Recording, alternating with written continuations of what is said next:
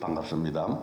오늘은 하늘의 보물 쌓기라는 제목으로 말씀드리겠습니다. 누가복음 12장 33절에 너희 소유를 팔아 구제하여 낡아지지 아니하는 배낭을 만들라.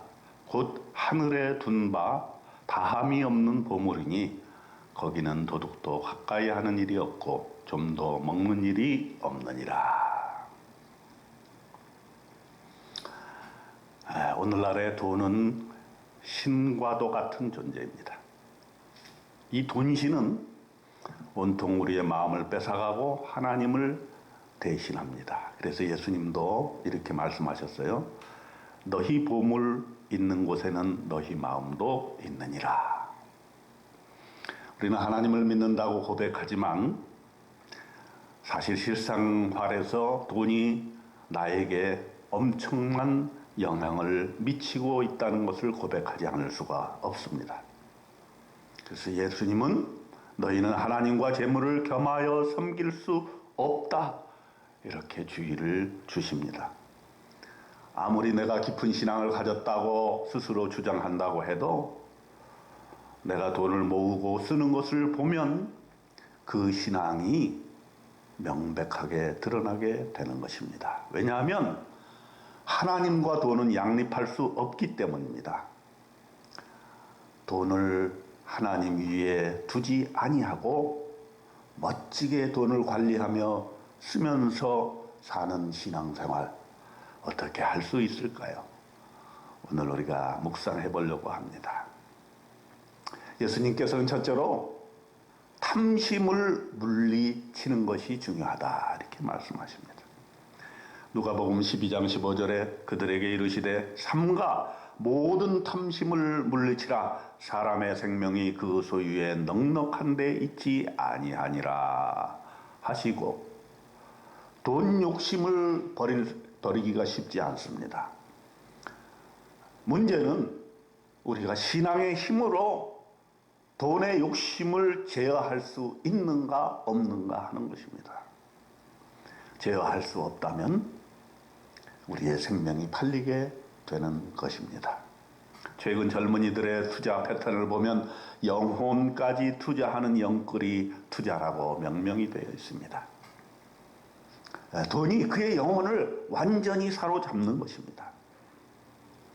사람의 생명이 그 소유에 넉넉한 데 있지 않다고 주님은 말씀하시면서 욕심을 버리고 절제하면서 자기 가진 것에 만족하라고 주님은 우리에게 말씀하십니다. 두 번째로 내 곳간에 돈을 쌓아두는 습성, 이것에 대해서 지적하셨습니다. 사실 돈을 모으는 것이 신앙생활의 중심이 되면 안 됩니다. 돈을 쓰는 것이 신앙생활의 중심입니다. 이것을 예수님이 비유로 말씀하셨어요.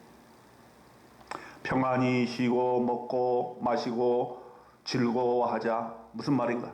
하나님은 이르시되 어리석은 자여 오늘 밤에 내 영혼을 도로 찾으리니 그러면 내 준비한 것이 누구의 것이 되겠느냐 하셨으니 자기를 위하여 재물을 쌓아두고 하나님께 대하여 부여하지 못한 자가 이와 같으니라.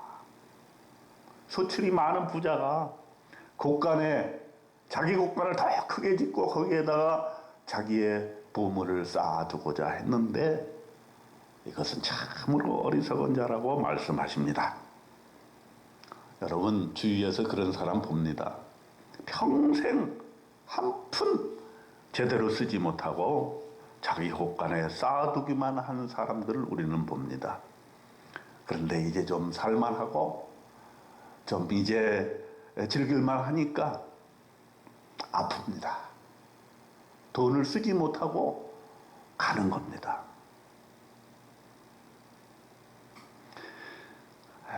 쌓아둔 것이 자기 돈이 아니에요. 자기가 쓴 돈만이 자기의 돈인 것입니다. 그렇기 때문에 우리는 기도할 때에 쌓아두기 위해서 기도하지 말고 어떻게 쓸 것인가를 놓고 기도해야 될 것입니다. 세 번째로 우리 예수님은 하늘의 보물을 쌓아두라, 이렇게 말씀하십니다. 의미 있는 곳에 쓰는 것이 바로 하늘의 보물을 쌓는 것이죠. 하늘의 보물 쌓기 연습을 하는 것이 신앙의 훈련입니다. 하늘의 보물을 쌓으면 하나님 나라의 확장에 도움이 됩니다. 누가복음 12장 33절에 다만 너희는 그의 나라와 그의 의를 구하라. 그리하면 이런 것들을 너희에게 더하시리라 했습니다.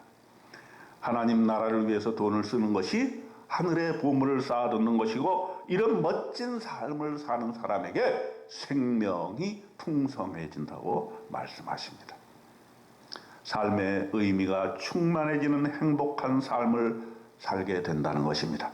하늘의 보물 쌓기를 오늘도 실천하시면서 생명이 풍성해지기를 주님의 이름으로 축원드립니다.